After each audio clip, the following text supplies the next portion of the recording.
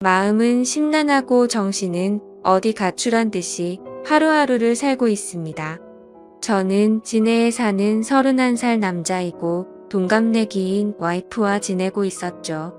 결혼 3년 차의 저에게 이런 일이 일어나 많이 혼란스럽고 힘이 듭니다. 와이프는 아이를 가진 후 육아휴직을 하며 집에서 생활하였고 아이 낳고 살이 쪄 운동하고 싶다고 해서 헬스 개인 PT도 150만원짜리 결제도 해주면서 제 나름대로는 제 아내를 잘 챙겨줬다고 생각하고 살았습니다. 와이프는 육아휴직을 마치고 복직한 뒤 자주 회식이라며 외출을 하였고 오랜만에 육아를 벗어나 일하는 아내가 늦게 들어와도 그러려니 이해를 하려고 했습니다. 그런데 제가 너무 이해를 해준 탓일까요? 술을 먹고 새벽 4시 넘어 귀가하는 시간이 점점 늘어가기 시작했고 의심을 하면서도 저희에게는 눈에 넣어도 안 아픈 두 돌도 안 된 아기가 있는데 설마 그런 짓을 할까 생각하였습니다. 올해 3월 아이가 두 돌이 되기 며칠 전 저는 보고 싶지도 생각하기도 싫은 장면을 보았습니다.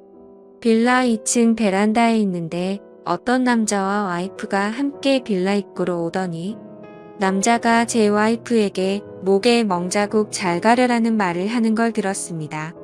그 소리를 들은 저는 격분해서 베란다 위에서 뭐냐고 따지니 남자 놈은 택시를 타고 도망가듯 갔고 와이프는 집으로 올라오더니 회사 동생에게 무슨 짓이냐고 적반하장으로 나오는 겁니다.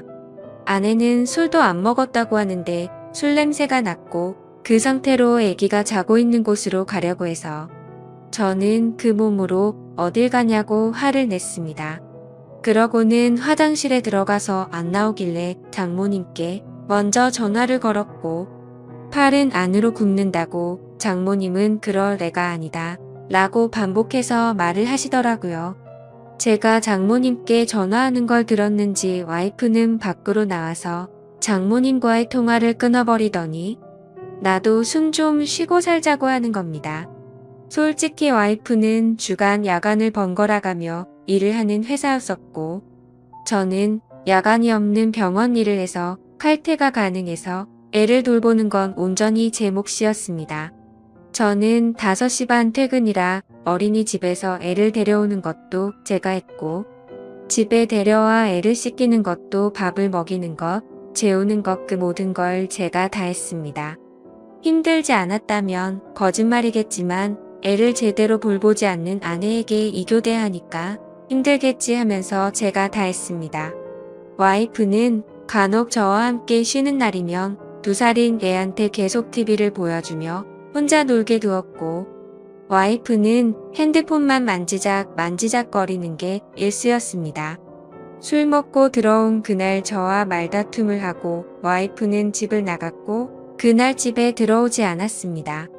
나중에 알고 보니 회사 근처 숙박업소로 갔더군요. 다음 날 아침에 얼마 전에 사줬던 와이프 차 안에 있던 블랙박스를 보니 가관이더군요. 며칠 전 봤던 그 남자와의 대화 녹음이었는데 누가 들어도 연인처럼 대화를 주고받더라고요. 손이 부들부들 떨리고 화가 나서 도저히 참을 수가 없었습니다. 그래서 저는 곧장 처가에 제가 본 영상 내용 다 말하고 장모님은 그제서야 용서해달라고 했지만 저는 용서할 자신이 없었습니다. 더 황당한 건 그 소식을 듣고 나중에 아내한테서 전화가 오더니 어떻게 할 건데? 라고 묻더군요. 그 전부터 저한테 바람피면 이혼이다. 라고 말한 여자였기에 이혼이다. 네가 한 짓은 간통이다. 뭐가 그리 떳떳하게 말하냐라고 했더니 간통죄 없어졌다고 뻔뻔하게 말하더군요.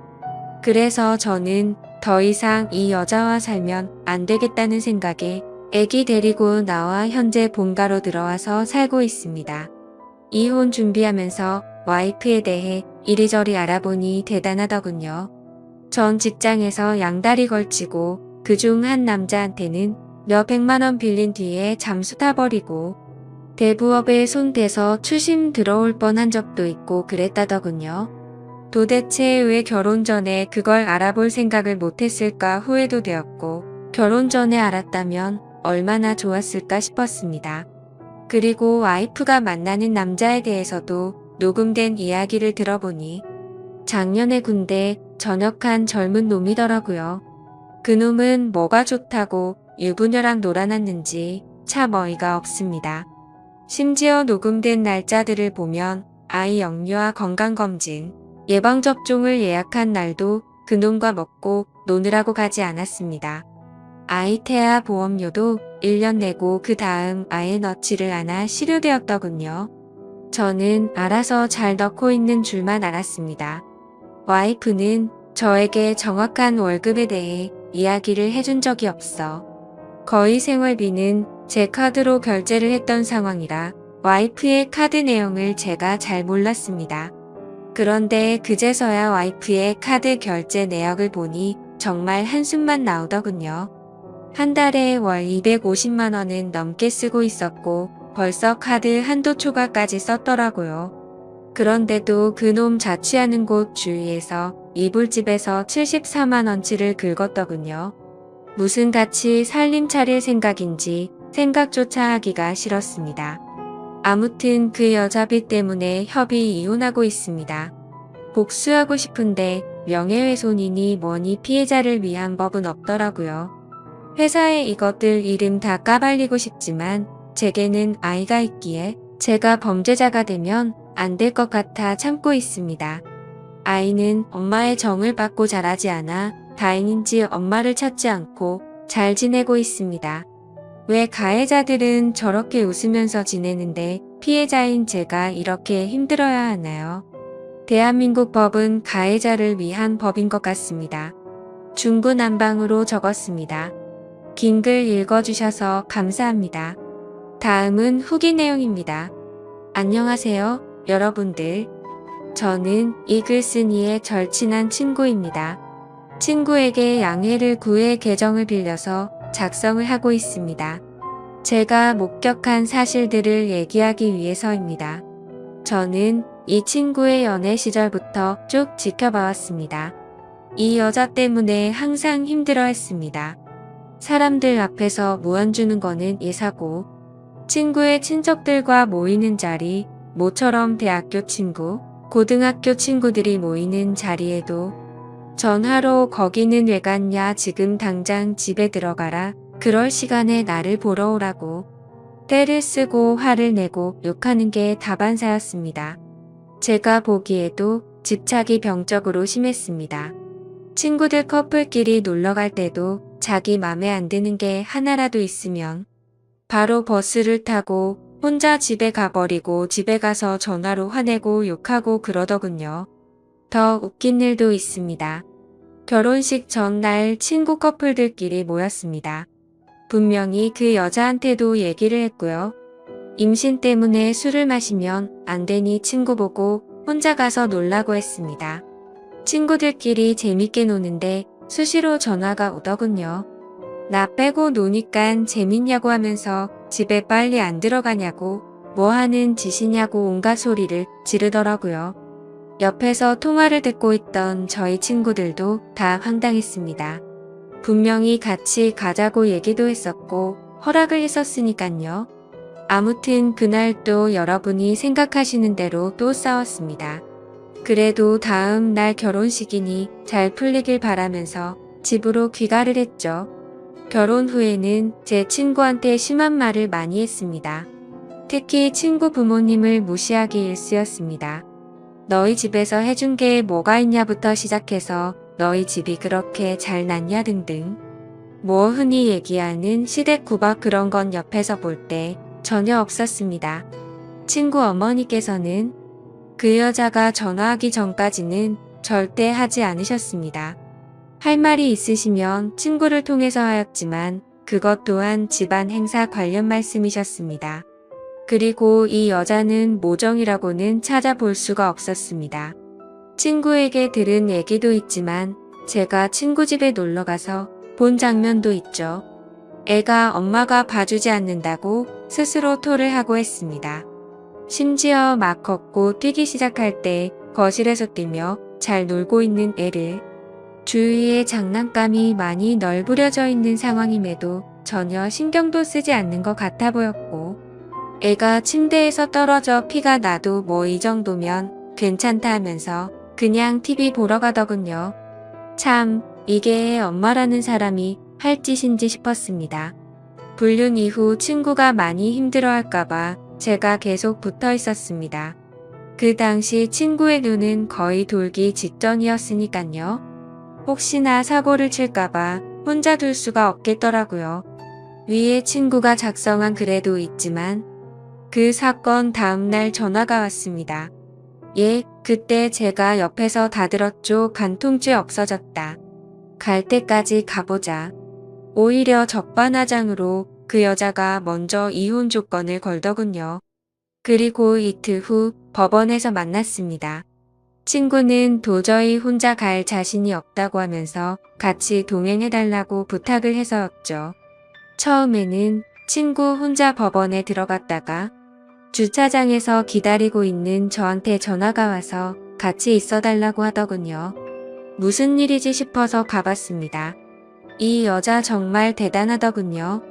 껌을 짝짝 씹으면서 본인이 먼저 조건을 제시했으면서 이제 와서 말을 다 바꾸더군요. 법원에서 어디선가 상담을 받고 온 듯 했습니다. 어찌 그리 뻔뻔하던지 도저히 참지 못하고 제가 법원에서 짜증까지 냈습니다.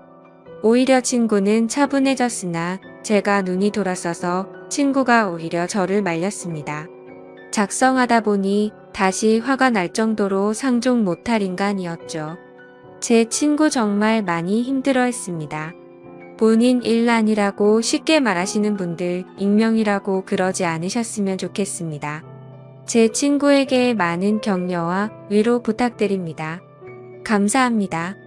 다음 사연입니다. 안녕하세요. 저는 남자친구로 인해 너무나도 힘이 듭니다. 하루가 멀다 하고 언성을 높이고 있는데 정말 환장해버릴 것 같습니다. 저희는 만난 지 몇 개월 안 된 풋풋하다거나 불안정한 커플도 아니고 2년이 다 되어가는 30대 커플이에요. 원래 성격 자체가 저는 좀 독립적인 스타일이고 남자친구는 좀 반대의 성격입니다. 그렇다고 해서 제가 남자 같은 여자는 절대 아니고요. 남친도 애기애기 스타일은 결코 아닙니다. 단지 독립적인 것에 있어서 좀 다른 면이 있어요. 저도 한때는 애교 많은 천상여자였는데 남친 때문에 지금 정신 나간 마녀 헐크가 되어가고 있는 것 같습니다. 아무튼 제 고민을 말씀드리자면 남자친구는 일반적인 평범한 회사원이고 저는 프리랜서라 활동 시간대가 살짝 달라요. 남친은 아침 6시 반에 일어나서 회사에 갔다가 밤에 퇴근해서 새벽 1시쯤 자고요. 저는 오전 11시쯤 일어나서 낮에는 밖에서 사람 상대하며 일하고 저녁에는 집에 들어와 혼자 새벽까지 일하다가 새벽 5시쯤 잡니다. 제가 저런 생활을 한다고 해서 남친에게 피해를 끼치는 것도 아니고 아침에 일어나서 일어났다고 문자 보내고 나가면서 나간다고 문자 보내고 또 집에 들어가면서 들어가는 길이라고 전화합니다. 물론 가끔씩 늦잠을 자서 급하게 나갈 때는 문자를 못 보내고 나간 적도 여러 번 있긴 하죠. 하지만 나가면서 문자를 못 보낸다 하더라도 저의 대략적인 스케줄을 남친은 다 알고 있고 변경사항이 생기면 항상 미리미리 얘기를 해놓습니다. 주말에 낮이나 아침부터 약속을 하게 되면 전 그 전날 잠을 아예 안 자면서까지도 약속 꼭 지키고요. 어디 놀러가서 놀다가 새벽에 남친이 먼저 잠들어도 그냥 그러려니 이해하고 혼자서 놀다가 잠듭니다. 이제부터가 문제에 대한 얘기인데요. 제가 아침 6시쯤 잠이 들 때는 남친 모닝콜을 해주고 그 전에 잠들 때는 아침에는 연락을 못하는 거죠. 남친은 출근하고 나서 이제 출근했다고 문자 보낼 때도 있고 안 보낼 때도 있습니다. 그리고 저는 낮 12시쯤 준비하고 나가야 하는 시간인데 자기는 점심시간이니까 밥 먹고 전화를 합니다. 그런데 그때 제가 바빠서 전화를 못 받으면 삐지는 거예요. 그래서 제가 제발 그것만큼은 좀 이해해달라고 해서 다행히도 이제는 점심시간에는 전화는 잘 안 하고요. 대신 끊임없이 문자를 하죠. 그리고 제 직업 특성상 낮 2시부터 저녁 8시 사이에는 전화를 편하게 받을 수 있는 시간이 별로 없어서 통화를 길게 잘 못해요. 점심부터 저녁까지는 그렇게 문자 정도만 하다가 제가 일이 끝나면 전화를 합니다. 제가 먼저 끝나거든요. 그러면 지는 그때가 회사에서 한참 일하는 시간이잖아요. 그래서 제가 배려해서 빨리 끊어줍니다. 제가 워낙 그런 거로 피해를 주는 것도 받는 것도 싫어하는 사람이기 때문이죠. 근데 그렇게 배려를 해줘도 자기는 언제든 전화하면 다 받을 수 있대요. 웃긴 건 그래놓고서는 남자친구도 회의 들어가면 전화 못 받더군요. 회식 자리나 일 미팅이 있게 되면 전화를 잘 못 받을 수도 있는 상황이잖아요.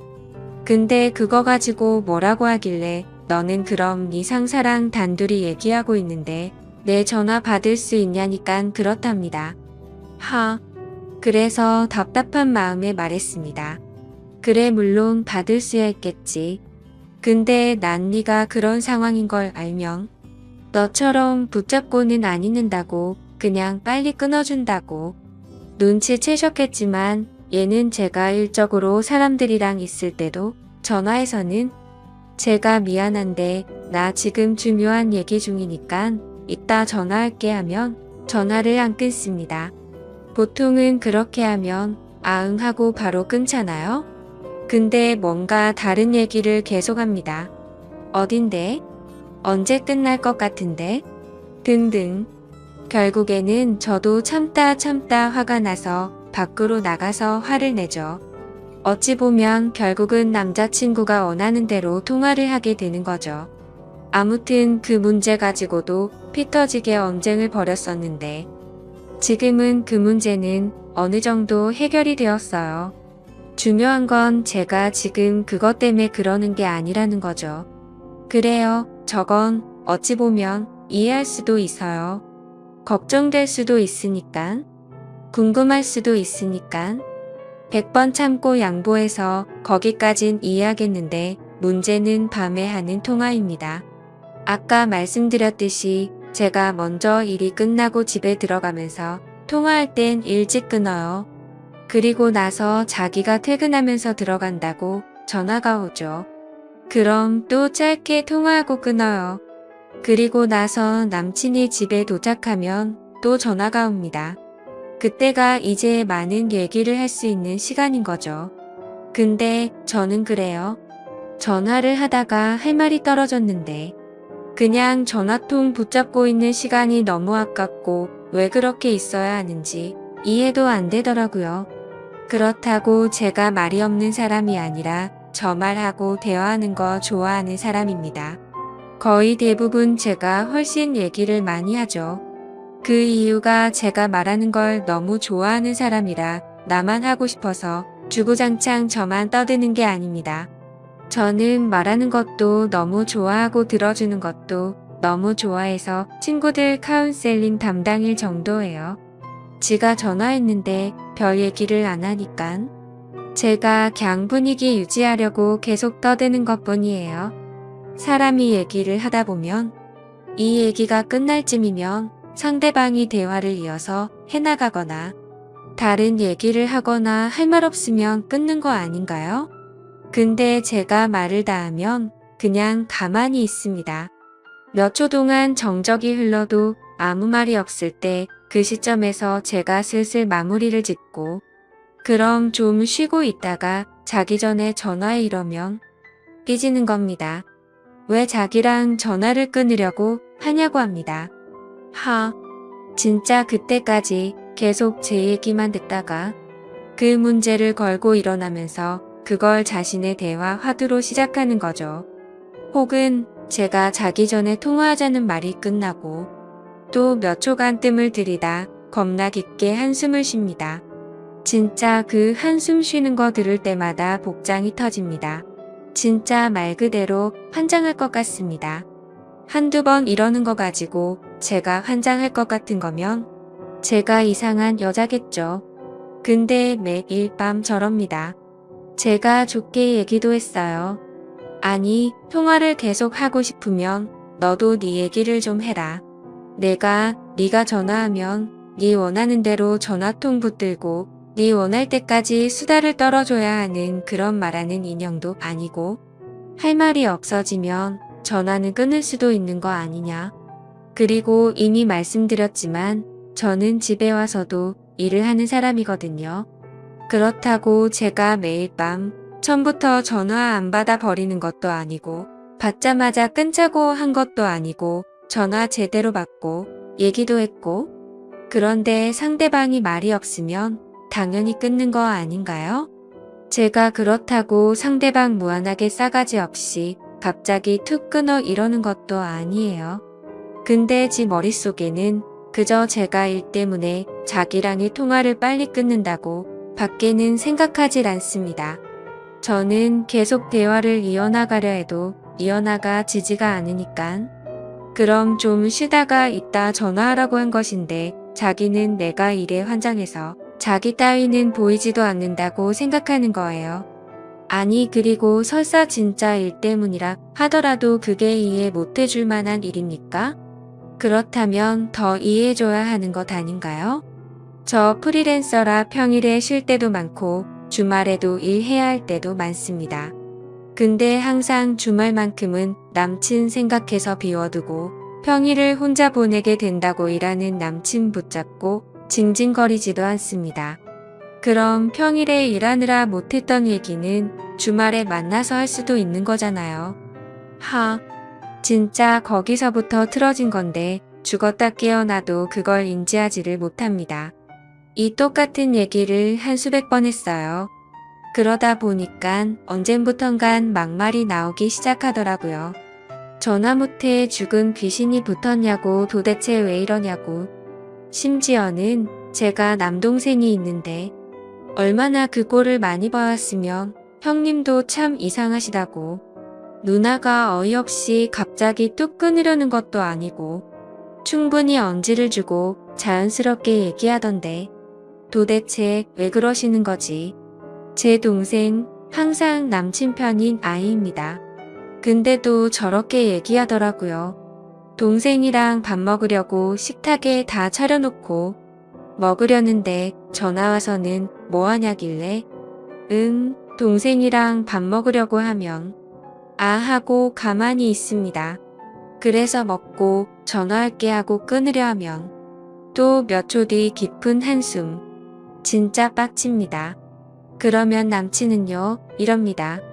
그럼 너랑은 언제 통화하냐고 합니다. 너는 나랑 시간대가 달라서 자기랑 통화할 시간도 별로 없고 맨날 전화하면 빨리 끊으려고 한대요.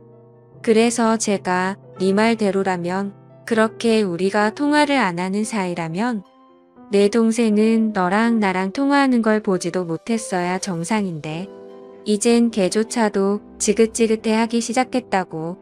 착각하지 말라고. 우리는 통화를 안 하는 게 아니라 네가 안 끊으려는 것뿐이라고. 근데 아까는요? 아니 나다를까.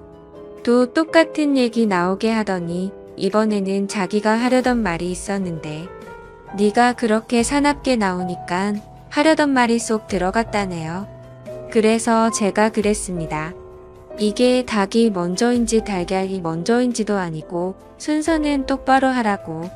내가 사납게 해서가 아니라 네가 먼저 또 아무 말 안 하고 가만히 있길래 내가 언능 잘 자라고 한 거고 거기서 또 네가 삐치고 기분 안 좋아졌길래 내가 폭발한 거라고. 아니 자다깨서 새벽에 전화 온 사람이 아무 말도 안 하고 있으면 자라 그러지 거기서 또 전화통 붙잡고 수다 떨고 있습니까? 내가 여지껏 만나오던 모든 사람한테 똑같은 거로 지적을 받고 똑같은 거로 싸운다면 그건 내 잘못이겠지만 나는 여지껏 살아오면서 이런 일 가지고 싸워본 적도 말해 본 적도 없고 지적을 받은 적도 없다. 그러면 너한테도 문제가 있다고 생각을 하고 입장 바꿔 생각도 좀 해보고 고쳐볼까 노력이라도 해야지. 매일 밤 진짜 뭐 하는 짓이냐고 미쳐버릴 것 같다고. 남친은 외로워서 그러는 거겠죠? 제가 너무 좋아서 그러는 거겠죠. 절 너무 사랑하고 제 목소리가 계속 듣고 싶으니까 전화를 끊고 싶지 않은 거겠죠. 근데 진짜 겪어보지 않은 사람은 모를 겁니다. 저도 저렇게 생각하면서 이해해보려고 무던히도 노력했습니다. 근데 진짜 환장할 것 같습니다. 너가 자꾸 그러는 통에 난이 벨소리만 울려도 가슴이 철렁한다. 점점 더 네 전화를 받고 싶지 않아진다. 노이로제 걸렸다고 수백 번 얘기했습니다. 이해 못해주는 저에게 잘못이 있는 건가요? 제가 더 넓은 마음으로 아량을 가지고 이해해야 하는 건가요? 정말 너무 답답해서 많은 분들의 의견들을 있는 그대로 현실적으로 남친에게 보여주고 싶습니다. 제가 잘못한 부분이 있다면 그건 제가 고칠 테니 소중한 의견 솔직한 말씀 댓글로 부탁드립니다. 긴 글 읽어주셔서 감사합니다. 저는 경기도에서 거주하고 있고 결혼한 지는 3년이 된 26살 주부입니다. 23살이라는 어린 나이에 결혼을 하게 되었는데 의도치 않게 아이가 생기는 바람에 생각하지도 못한 결혼을 하게 되었네요. 그때는 덜컥 겁이 나기도 했지만 제게는 늘 든든하게 저를 지켜주는 남편도 있었고 제게 생긴 아이를 낳고 싶어서 큰 마음을 먹고 결혼하기로 결정했었죠. 지금은 그때 제가 선택한 그 결정이 너무 후회가 됩니다. 제 모든 것보다도 소중한 제 아이를 낳은 건 절대 후회가 되지 않습니다. 하지만 시아버지와 같이 사는 걸 동의했던 그 자체가 너무 잘못된 선택이었습니다. 저는 원래는 남들과 다를 바 없이 평범한 좋은 대학 간호학과를 다니고 있었습니다. 하지만 저희 집 형편이 좋지 않아서 등록금을 벌어야 했죠. 그래서 중간에 결국 휴학을 하게 되었고 알바 생활을 시작했습니다. 그로 인해 저는 휴학을 하게 되었고 알바 생활을 시작하게 되었습니다. 생애 처음 하는 알바였기에 모든 게 낯설고 힘이 들었죠. 그런데 매일 같이 와서는 제 번호를 따간 남자가 있었습니다. 그런데 그렇게 그러던 중 지금의 제 남편을 만나게 되었습니다. 남편은 결혼 전에 저를 보고 첫눈에 반했다며 거의 매일같이 알바하는 곳에 찾아왔습니다. 남편도 키가 크고 훈훈한 스타일이어서 저도 내심 싫지는 않았었고요. 제가 어렸을 적 아버지에 대한 트라우마가 심해서 남자를 한 번도 만나 본 적이 없었습니다. 그래서 다정한 남편에게 더 끌렸던 것 같네요. 그리고 결국 아이가 생겨서 학교로는 돌아가지 못했습니다. 아이가 생긴 게 너무나 기뻤지만 지금은 그냥 집이 어려워도 대출받아 다닐걸? 남편이 이런 사람인 줄 알면 만나지 말걸? 자꾸만 후회가 됩니다. 이쁜 짓 하는 내 새끼 보면서 힘은 내지만 친구들 간호사 된 거 보면 부러운 마음이 크네요. 제 눈재가 찌른 거니 할 말은 없습니다만 결혼해서 식모 취급받으며 시아버지께 머리채까지 잡힐 줄은 상상도 못했네요. 결혼 전에는 서로 부모님을 모시지 않기로 약속을 했는데 시아버지께서 혼자 지내시다 허리를 다치셔서 3개월 전부터 같이 살게 되었습니다. 저는 싫다고 그럼 내가 수발 들고 다 해야 하는 거 아니냐고 그랬는데 어쩜 그럴 수 있냐고 너무 독하다고 자기 아버지처럼 생각하라고 그러는데 저는 화가 났지만 결국 그러자고 해버렸습니다. 그때 독한 년 소리를 듣더라도 그냥 집에 들이지 말았어야 했는데 말이죠. 남편은 저의 손을 빌려 효도를 하려고 하네요. 아무튼 결국 아버님을 모시게 되었고 아기가 어려서 육아까지 하려다 보니 정말 생활에 지쳐 더 힘들었습니다. 그 힘든 와중에도 아버님께서는 사사건건 저한테 시비 거시고 거기다 아이는 보채고 있고 아버님은 그런 모습을 다 보셨음에도 아이를 단 한 번도 봐주신 적이 없으셨습니다. 허리가 아프시다면서요. 집에 있을 때만 아프다고 난리치시고 밖에 놀러는 아주 잘 다니셨습니다. 집안이 더럽다 반찬이 이게 뭐냐 등등 계속 참견하시고 큰 소리 내셔서 정말 스트레스가 너무 쌓였고 몸도 마음도 많이 지쳐서 힘들었지만 저는 계속해서 참고 있었습니다. 밥상에 숟가락 한 번 놔주신 적 없고 우는 애 달래주신 적 한 번 없으시면서 매번 저에게 바라기만 하던 시아버지. 어제는 주말이었는데 남편은 또 회사 나가고 저랑 아이 그리고 시아버지랑 함께 있었는데 점심에 몸이 너무 좋지 않아 국수를 했습니다. 그래도 멸치, 다신물 내고 고명도 얹고 제가 한 국수 맛있다고 남편이 칭찬해줘서 아버님도 그럴 거라고 생각했습니다. 근데 국수를 보시자마자 화를 엄청 내셨고 애가 놀라서 우는데도 시끄럽다고 또 소리를 지르시더라고요. 드시지 않겠다며 국수를 그릇채로 싱크대에 갖다 부으셨습니다. 본인 것만 부은 게 아니라 저랑 아이 것까지요. 눈물이 나오는 걸 꾹 참고 아버님 밥으로 다시 해드릴게요 했더니 싫다 안 먹는다. 내가 며느리 눈치 보고 이런 대접 받아야 하냐? 하시고 방으로 들어가시길래 2번 정도 더 물었습니다. 반찬에 신경 써서 다시 차려드릴게요 했는데도 싫답니다. 안 드신답니다.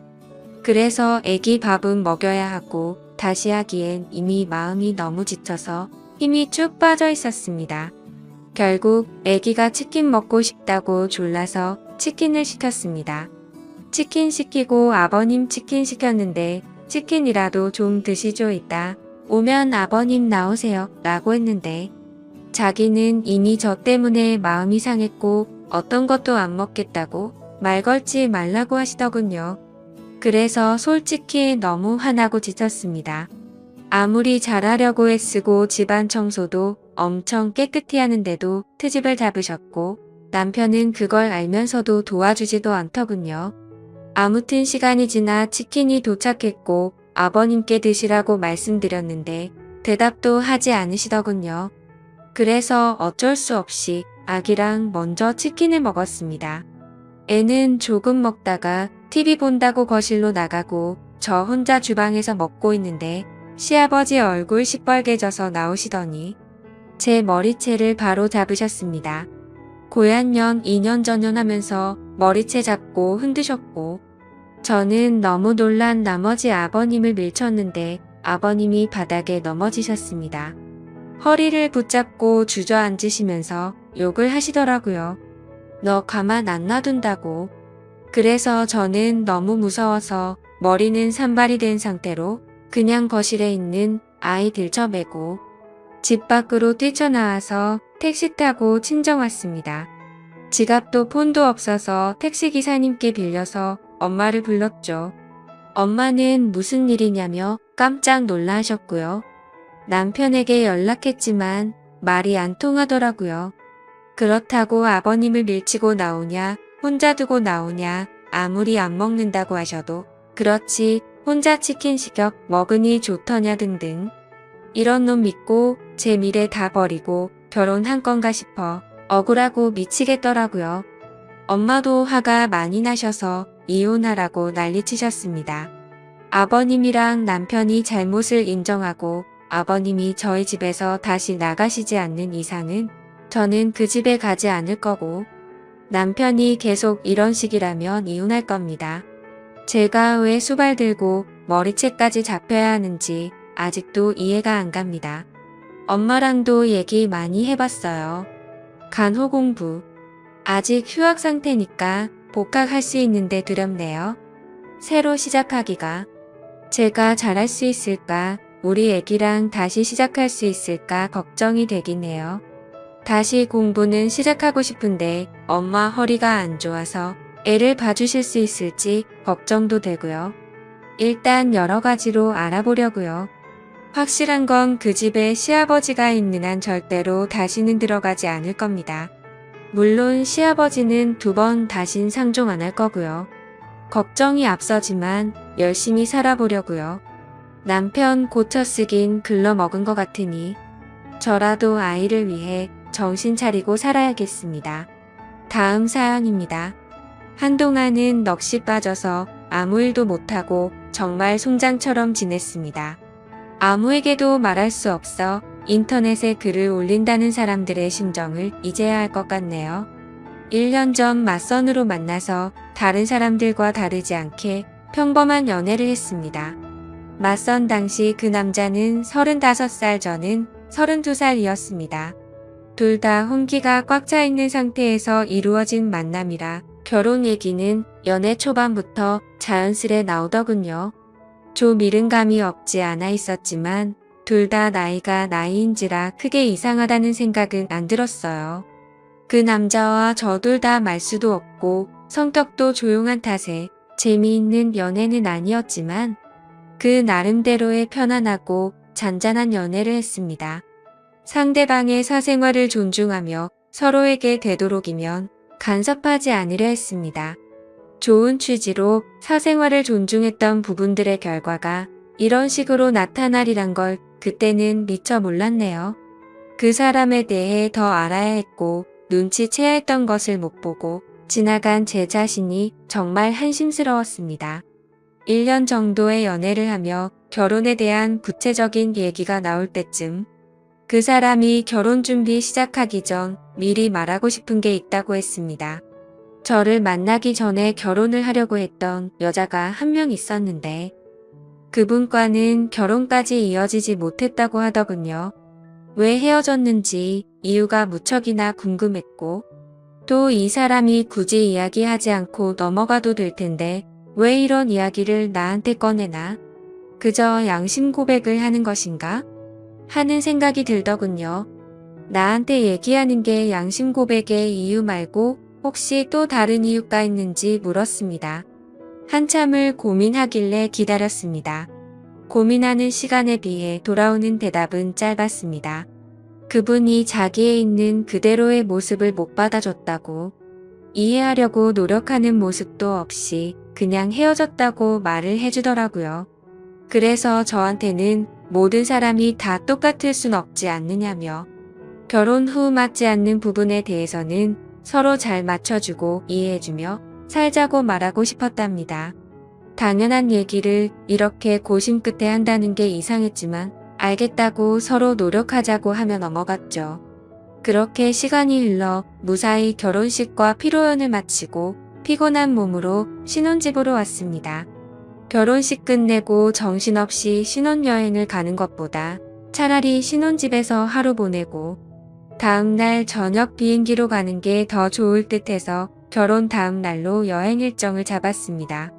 대충 정리를 하고 그 남자가 먼저 씻는다고 하면서 씻으러 들어가더군요. 근데 씻으러 들어간 지 오래된 것 같은데 나오질 않아서 문 너머로 물어봤죠.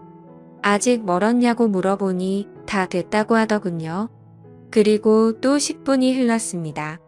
뭘 하길래 이렇게 오래 걸리냐고 나도 씻고 싶다고 하니 금방 나간다고 하더군요. 그리고 또 20분이 흘렀습니다. 기다리면서 슬슬 화가 나더군요. 지금 들어간 지 1시간 다 된 것 같은데 무슨 일이 있는 거냐고 물었더니 기계적인 목소리로 이제 다 했으니 나간다고 대답해서 저는 얼른 씻고 쉬고 싶다고 말했습니다. 그로부터 또 10분이 지났습니다. 정말 별의별 생각이 다 들었습니다. 혹시 하수구가 막혔나? 말을 걸면 바로바로 대답을 하기 때문에 어디 미끄러져 다친 건 아닌 것 같고, 아님 신혼 첫날 밤이라고 무슨 이벤트를 준비하는 건가? 애써 화를 누르며 또 기다렸죠. 결국 인내심은 한계에 도달해버렸고 끝끝내 참다 못해서 문을 벌컥 열고 들어가 버렸습니다.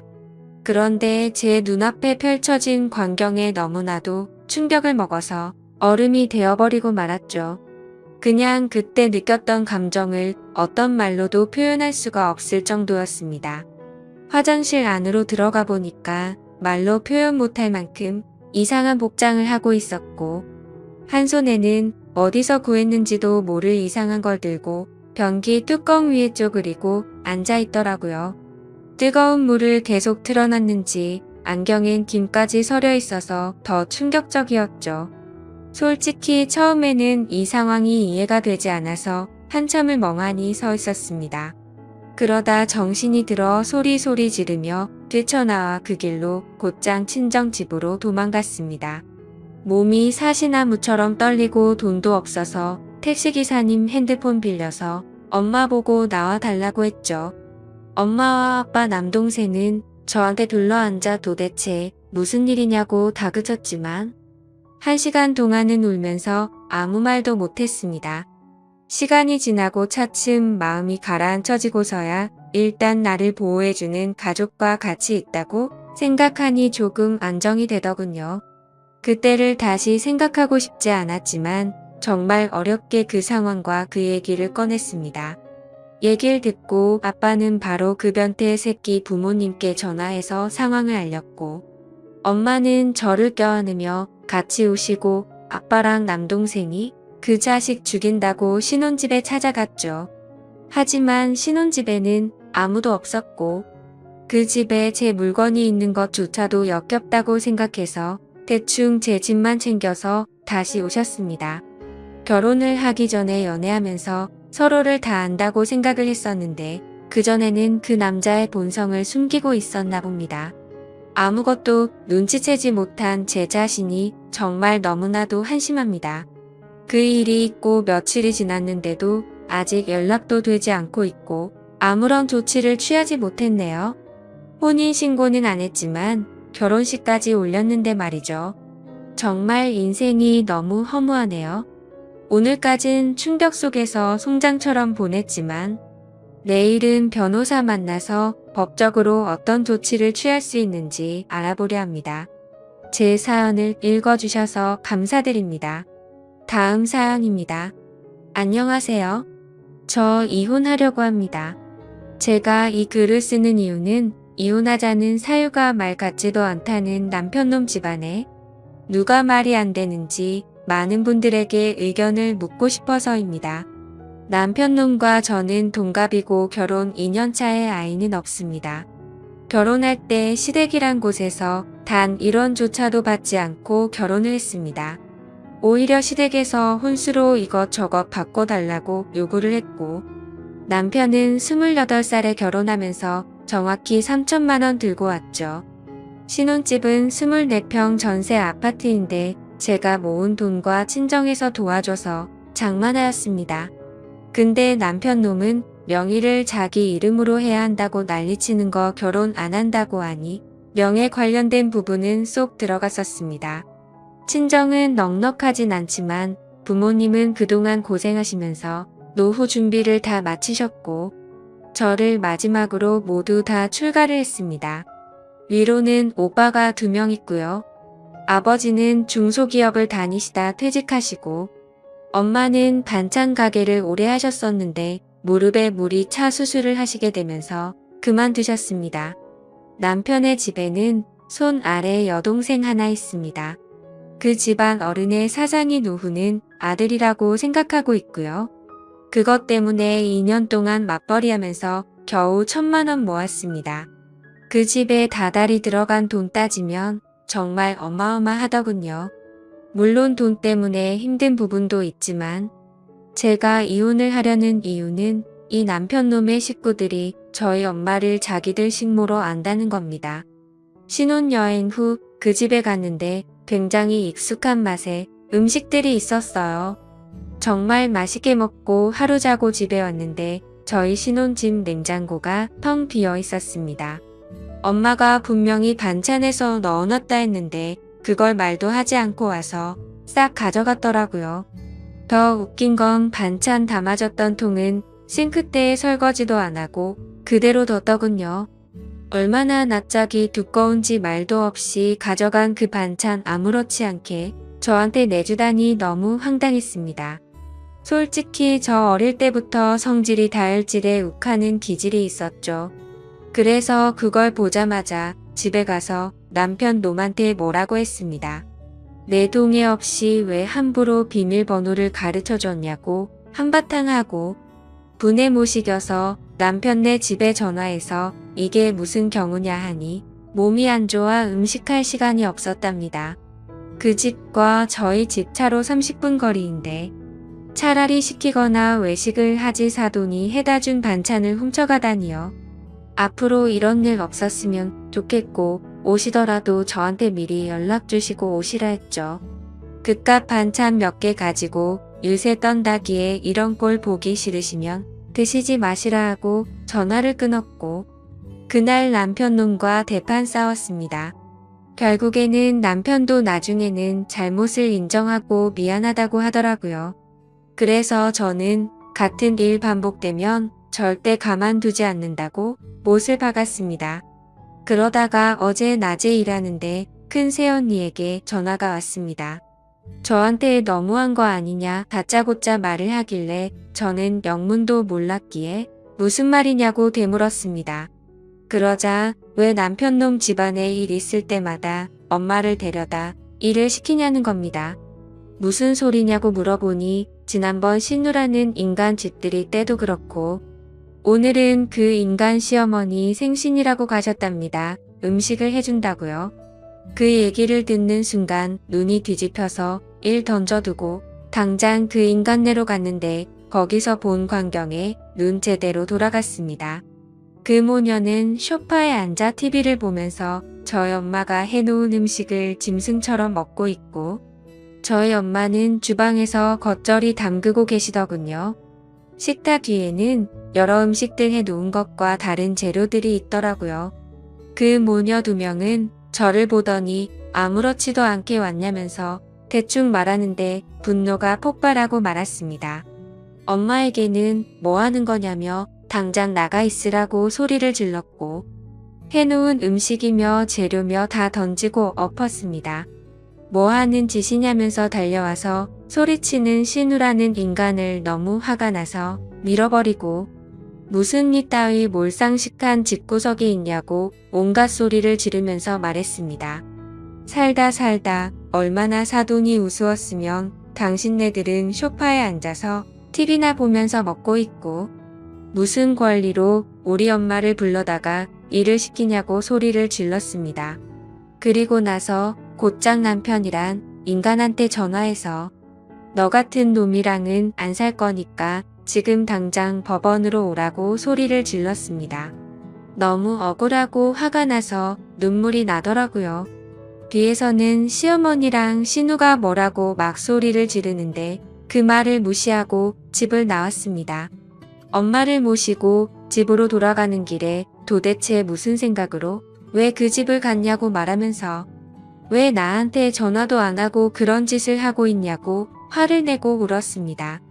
엄마는 괜찮다고 말하시면서 힘들지도 않고 잠깐 도와준 건데 왜 그러냐고 하십니다.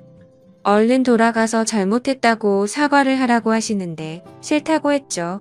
엄마가 얼마나 우습게 보였으면 이러냐고 했고 나 그냥 저 집안이랑 모든 인연 다 끊을 거라고 했습니다. 그렇게 엄마를 집까지 모셔다 드리고서 곧장 법원으로 갔습니다.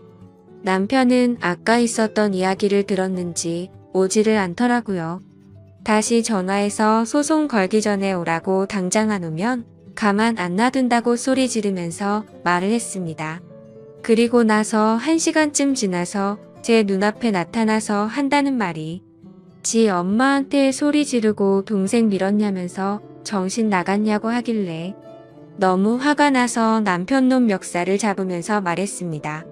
진짜 정신 나간 건 너랑 네 식구라고 말하고 그 인간을 잡아 끌고 들어가서 이혼 서류 작성해서 접수했습니다. 너부터 시작해서 너희 식구들 내 눈에 띄면 다 가만 안 둔다고 말했고 저는 집으로 와서 비밀번호 바꾸고 이 인간 짐 전부 다 싸서 용달 불러서 보내버렸습니다. 그날 저녁 오빠들과 새언니들 와서 온 집안이 난리가 났고 이혼 서류를 접수했다고 말하니까 새언니들이 잘했다고 하더라고요. 그때서야 알았는데 큰 새언니 말을 들어보니 집들이 때도 불려갔다 와서 며칠 알아 누우셨답니다. 하루 종일 일 시키고는 고맙다고 5만 원 줬다고 하더라고요. 저희 엄마 인공관절해서 앉았다 일어서기도 힘들고 오래 서 있는 것도 힘이 듭니다. 아프다 말은 못하시고 혼자 끙끙 앓으신 거였죠. 그리고 그 전에도 이 양심 없는 인간의 부모들이 모임을 집에서 할 때면 어김없이 불렀다네요. 남편놈의 아버지란 사람이 전화가 왔길래 스피커로 돌리고 녹음을 하면서 들었습니다. 저보고 어디서 배워먹은 버르장머리냐고 소리를 지르길래 그럼 그쪽 집안은 어디서 배운 거길래 사돈을 데려다가 자기네 집 잔치에 일 시키냐고 물었습니다. 그러자 안 싸돈 음식 솜씨 좋아서 그 재주 아까워서 그런 거라는데 뭔 헛소리를 짓걸리는지 어이가 없더군요. 심지어 대뜸 저보고 지금이라도 와서 무릎 꿇고 빌라고 하는데 제가 정신이 나가지 않고서야 거길 왜 갑니까? 나는 그쪽 집안에 발들여 놓을 일 절대로 없다고 했더니 욕이란 욕은 있는 대로 다 하는데 그냥 놔뒀습니다. 어차피 녹음하고 있었으니까요. 그리고 나서 몇 시간 뒤에 남편놈이 전화를 하더니 지금 이 이혼 사유는 말이 안 된답니다. 어디 가서 이런 이유로 이혼한다면 제가 돌 맞을 거라면서 좋게 말할 때 와서 빌라고 하더군요. 빌려면 네가 와서 빌어야 맞는 거고 네가 빌더라도 너와 너희 식구들 용서해 줄 생각 없다고 말했고 혹시라도 누가 돌 던지면 돌 맞아도 내가 맞으니 신경 쓰지 말라고 하면서 처갓집 발기를 우습게 아는 너 같은 인간이랑 더 이상은 살기 싫으니 긴 말하지 말고 이혼이나 빨리 마무리하자고 하니 싫답니다. 이런 말도 안 되는 이유로 이혼남이 되기는 싫다고 하네요. 그 얘기를 옆에서 듣고 있던 큰오빠는 화가 나서 그럼 소송할 테니까 전화하지 말라고 하고는 끊어버렸습니다. 솔직히 말해서 저도 잘못한 게 없다고는 생각하지 않습니다. 아무리 그래도 어른들한테 막말을 했으니 말이죠. 하지만 저를 낳아주고 키워주신 제 어머니를 함부로 대하는 사람들을 어른 대접할 필요가 있나 싶네요. 아무튼 제가 이혼 요구하는 이유가 도저히 말 같지가 않은 건지 남편놈의 말대로 제가 돌 맞을 일을 하는 건지 궁금합니다. 감사합니다. 안녕하세요. 저는 몇 달 전에 결혼한 새댁입니다. 저랑 사촌 동생 둘 다 외동이라 어릴 때부터 친자매처럼 잘 어울려 지내고 각별했는데 제가 취업을 하면서 다른 지역으로 이사를 가게 되었습니다.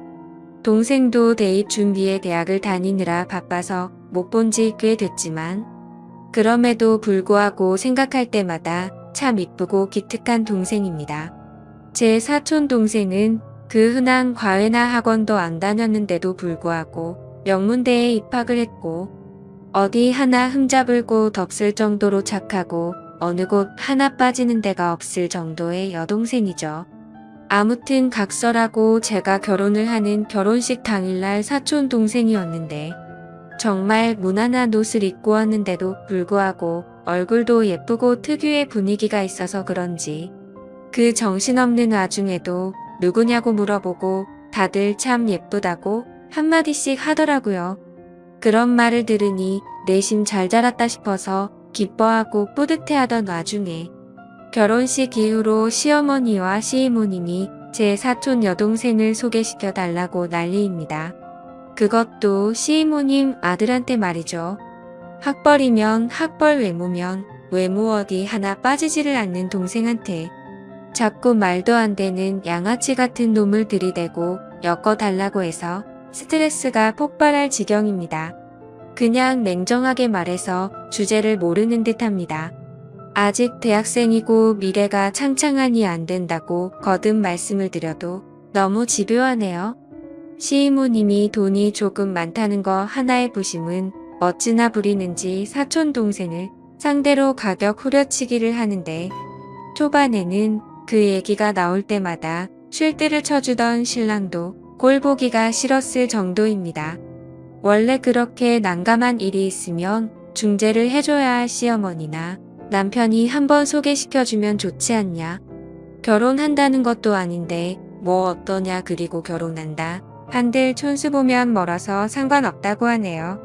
심지어 여자는 대학 직장 필요 없다고 말하면서 시집 잘 가는 게 최고다라고 헛소리나 하고 저번 주 토요일날 시댁에 인사를 드리러 갔는데 또 그 소리를 하시더라고요. 솔직히 말해서 시동생 남자는 제가 살면서 한 번도 들어보지 못한 고등학교를 졸업한 데다 지금 변변한 직장도 없이 대학교도 가지 않고 백수처럼 놀고 먹고 지내고 있습니다. 심지어 이것뿐만 아니라 여자들 문제로 속을 꽤 썩인 걸로 알고 있습니다. 남편과 결혼하기 전에 시동생의 얘기를 몇 번씩 들었는데 여자와 사고를 쳤다는 얘기도 한두 번 들은 게 아니었거든요. 아무튼 계속해서 소개해달라는 말이 짜증나서 요즘 어린애들은 자기들이랑 비슷한 급 아니면 만나지 않는다던데 괜히 말했다가 저랑 사이 멀어질까 겁난다 대놓고 얘기했더니 시어머님 얼굴이 울그락불그락 했고 듣고 있던 신랑도 맞다고 맞장구를 쳐주면서 처제랑 걔랑은 스펙부터가 다른데 왜 자꾸 걔를 갖다 붙이냐고 아무리 처제가 탐나도 똥된장은 구분하라면서 이모한테 전화라고 짜증을 대신 내주더라고요. 남편도 처음에는 제 편이 아니었지만 제가 그걸로 스트레스를 많이 받아 하고 저와 얘기를 한 이후로는 생각이 달라져서 제 편을 들어줬습니다. 그래서 매번 거절을 하는데도 불구하고 얼굴을 볼 때마다 그 말을 하셔서 어머니가 부르고 불러야 겨우 시댁에 가는 수준이 되었죠. 그리고 만났을 때만 이러시는 게 아니라 시어머님과 시이모님은 번갈아 가면서 하루에 한 통씩은 꼭 전화랑 문자가 옵니다. 노이로제에 걸릴 정도로 열이 받아서 신랑한테 쏘아 붙이면 신랑은 또 시어머니께 연락해서 혼인신고 도장 찍자마자 아들 이혼시키고 싶냐고 적당히 하라고 화내고 난리를 부려도 그때뿐입니다. 좀비도 아니고 떼어놓고 떼어놔도 계속해서 똑같은 말만 반복을 하시니까 정말 정신이 나가버릴 것 같습니다. 남편도 참다가 도저히 저에게 부끄럽고 미안해서 이모님께 전화해 그런 것 좀 하지 말라. 넘볼 걸 넘봐라 라고까지 얘기했는데 자기 아들이 너무 마음에 들어한답니다. 그 여자만 만나면 지금까지와는 다르게 인생을 새로 살 것 같으니 꼭 소개를 시켜달랍니다. 이게 말이 되나요? 정신병원을 넣어야 하나 그 얘기 듣는 순간 욕이 나올 뻔한 거 겨우 참았어요. 아무것도 모르고 대학 생활 열심히 하고 있을 제 사촌 동생한테 제일 미안할 따름이네요.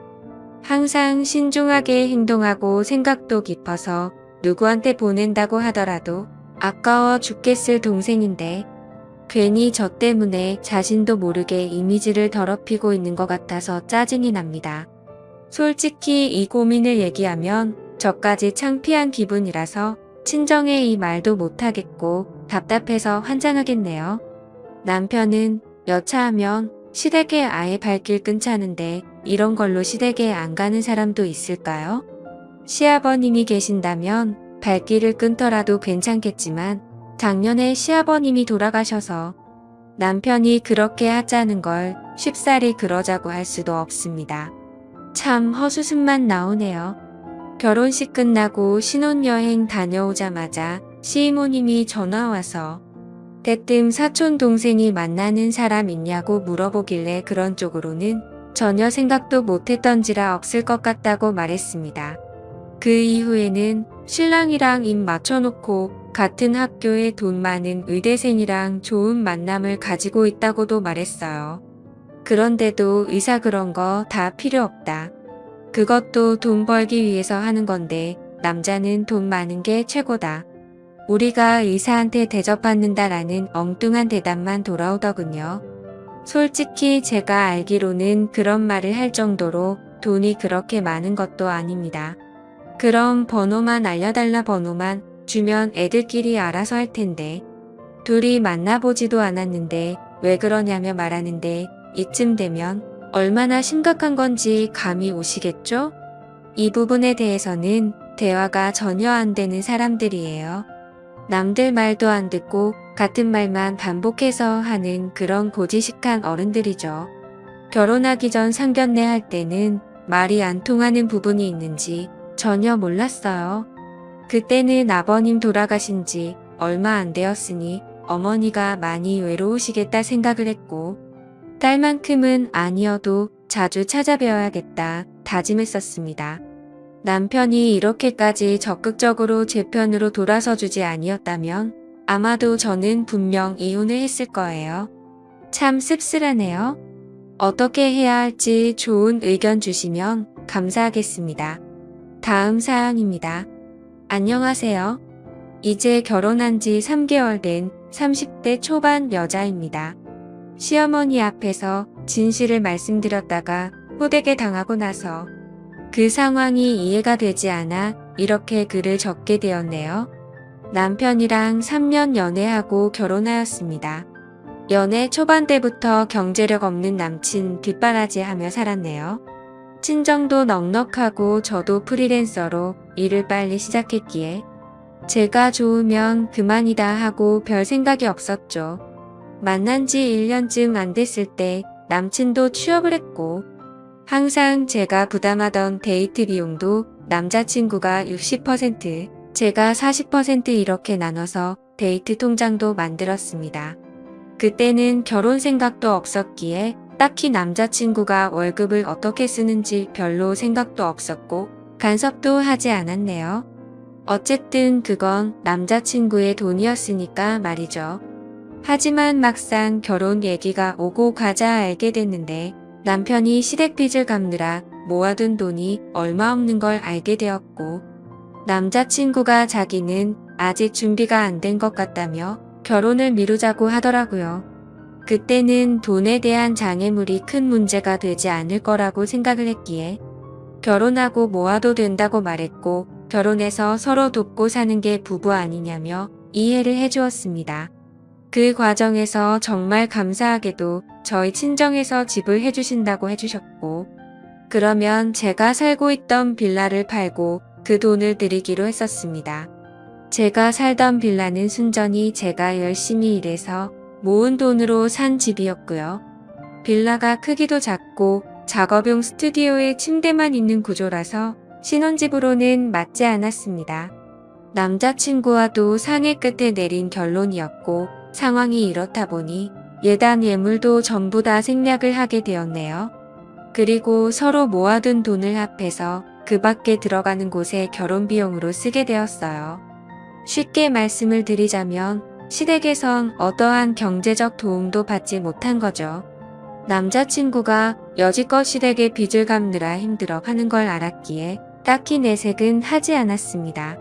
어차피 남자친구의 성실함과 사람 됨됨이에 반했기에 제가 좀 더 여유 있으니 제가 더 하면 된다라는 마인드가 강했던 상황이었습니다. 그런데 생각하지도 못했는데 결혼을 하고 나서부터 자꾸만 시댁에서 간섭이 들어오더군요. 저는 프리랜서고 남편은 직장을 다니기에 저는 거의 항상 집에 있었습니다. 제 일의 특성상 일이 들어오는 게 들쭉날쭉한지라 어떨 때는 시어머니가 들이닥치면 참 피곤하고 불편했죠. 결혼할 때 예단 예물도 하지 않으셨고 상견례를 할 때도 특별히 우리 집 재산에 대한 얘기나 그런 걸 하지 않았기에 저희 집안의 재력이나 제 경제력을 잘 모르셨습니다. 심지어 알고 보니 집도 남편이랑 저랑 둘이 모은 돈 합치고 대출해서 산 집인 줄 아시더라고요. 남편이 이제껏 빚도 꼬박꼬박 갚고 시댁의 용돈도 틈틈이 챙겨드리다 보니 남편이 저보다 돈을 많이 버는 줄 알고 계시더라고요. 결혼 전에 남편이 친정에서 집 해온 건 시댁에 말하지 않았으면 좋겠다고 해서 바보같이 그러자고 했던 게 화근이었네요.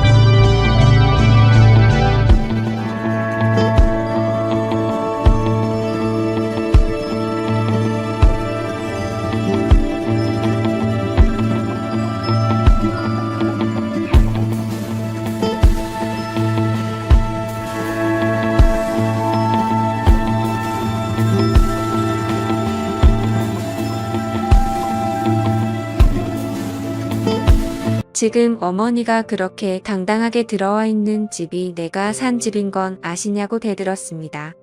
그러자 시어머니는 여기가 왜 네 집이냐? 우리 아들 집이지 라고 하면서 제대로 사회생활도 못 해본 게 못된 건 어디 가서 배워온 거냐고 소리를 지르시더군요.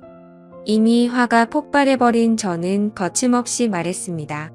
잘난댁 아드님 취업 전까지 걷어 먹인 게 저고 시댁빚 갚느라 모아놓은 돈 한 푼 없어서 결혼 못할 뻔한 어머님네 아들 인품 하나 보고 데려온 대인배가 접니다. 제가 제 소유의 빌라 팔고 보탠 돈이랑 저희 친정에서 주신 돈으로 구한 집이고 명의도 제 명의인데 어디가 당신네 아들 집이냐라고 소리를 질렀습니다. 그런데 너무나도 황당하게 말이 끝나자마자 싸대기가 날라오더군요. 순간 상황 파악이 안 돼서 놀란 눈으로 시어머니를 쳐다보니 남편 잡아먹을 인간이라고 달려들기에 주거침입이랑 폭행죄로 경찰에 신고하기 전에 나가라고 악을 질렀습니다.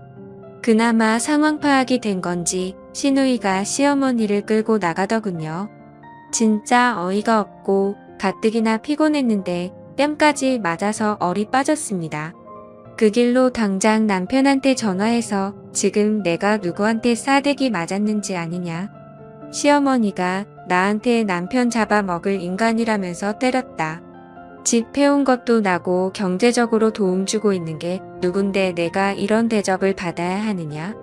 나랑 이혼하던지 시댁이랑 연을 끊던지 알아서 해라 하고는 전화를 끊어버렸습니다. 남편한테 쉴 틈 없이 말을 쏟아내자마자 너무 억울하고 분통해서 눈물만 나오더군요. 제가 제 무덤을 판 격이라 더 환장할 것 같았습니다. 이 기회에 시댁이랑 연을 끊던지 이혼을 하던지 하려고 마음을 먹었습니다. 시댁 찾아가서 남편 월급 통장이랑 내 통장 집문서 보여주면서 누가 누구한테 장가왔는지 톡톡히 보여주려고요. 누구 돈으로 생활하기에 남편이 월급의 90%를 시댁에 투자하는지 알게 할 겁니다. 어차피 그 집에 돈 버는 거 시아버님 뿐인데 빚 갚고 생활 어떻게 하실지 참 궁금하다고 쏟아내고 올 작정입니다. 추가로 이제껏 가져간 내 옷, 화장품, 살림살이 하나도 안 빼놓고 다 가지고 올 작정이고요. 남편 전화, 카톡 다 무시하면서 일단 집에 올 때까지 기다리고 있습니다.